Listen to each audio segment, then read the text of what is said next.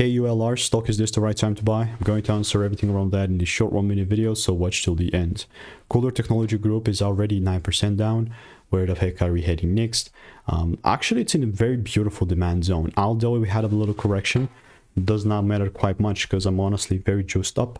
I've done 39,000 videos over the last 5 years, spent 5 figures on courses and mentors, and have more proof documented than anyone else in this space with 39,000 videos.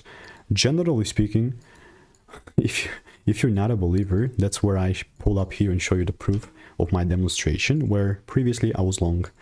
This was when it was 28 cents, or in other words, like 7 months ago, if I'm not mistaken. Yeah, no, 5 months ago, which is still absolutely crazy. And the only thing that will matter for me is, okay, yeah, we had the first break. Unless there is just like a second double break here, me buying is just not going to be an option. And I generally mean what I say, right? So that's exactly how KULR is going to look like. No confirmation, then I'm pretty much cooked, but yeah. Like I said, if it does break beneath this, I'm pretty much out if I would have been invested, right? But still yet to see that confirmation.